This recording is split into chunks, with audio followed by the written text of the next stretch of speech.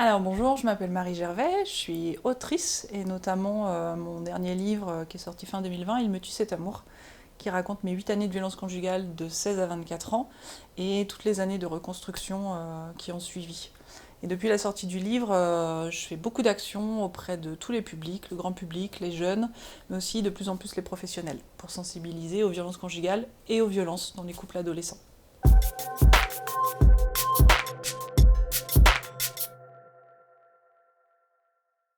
Alors aujourd'hui, c'est très important de sensibiliser parce qu'on s'est rendu compte que c'était un problème massif, global, qui touche absolument tout le monde, tous les âges, toutes les professions, et que donc la seule manière de travailler sur ce problème, c'est de travailler en amont, avec la prévention, aussi avec l'éducation, et donc que tout le monde est concerné.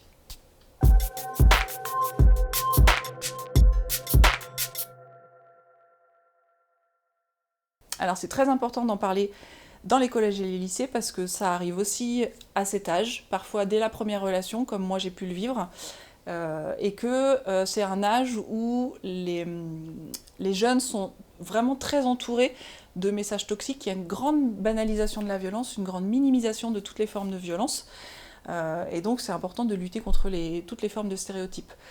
C'est pour ça que j'ai créé des cartes de sensibilisation qui sont destinées à être partagées dans les collèges et les lycées, comme je suis déjà intervenue au lycée Blaise Pascal par exemple l'année dernière. Il y a un élément qui est très important à savoir pour les violences dans les couples adolescents, c'est qu'il y a plusieurs enquêtes qui ont montré que les auteurs comme les victimes peuvent être autant des jeunes filles que des jeunes hommes. C'est vraiment un modèle non genré de violence, contrairement à l'âge adulte où là on retrouve une très grande proportion de femmes victimes de violences, en sachant que dans les violences conjugales, en gardant en tête aussi que les violences peuvent être dans les couples hétérosexuels, mais aussi dans les couples homosexuels.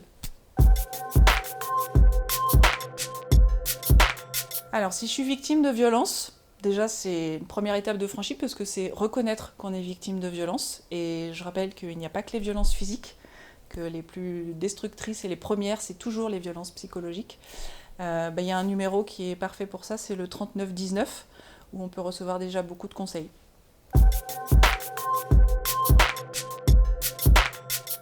Alors, si je suis témoin de violence, on peut aussi déjà appeler le 3919, qui sera là pour aussi donner des conseils.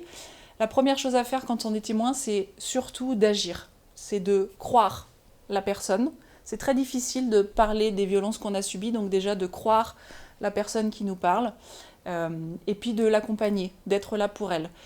Ce qui est très important à savoir en tant que témoin, c'est qu'il faut vraiment absolument respecter la temporalité de la victime, son rythme, ne surtout pas la brusquer. Si elle n'est pas prête à aller déposer plainte, il faut continuer à l'accompagner, à lui parler, à être là pour elle. Et à un moment viendra où peut-être elle se sentira prête et là, ce sera bon, on pourra l'accompagner. Alors, si je suis auteur de violence, déjà c'est très très bien de s'en rendre compte, parce qu'il y a un déni très fort souvent qui se met en place avec la banalisation de la violence. Et il y a un numéro spécial qui a été créé pour les auteurs de violence, qui est le 08 019 019 11, et où ce sont des spécialistes qui sont là pour écouter les auteurs, pour les accompagner et pour faire en sorte qu'ils puissent se dégager de cette violence qui est en eux. Alors le mot de la fin, le plus important, c'est que vous n'êtes pas seul. Il y a aujourd'hui des associations qui sont là pour accompagner les victimes, et notamment en local, Parole de Femmes, Le Relais.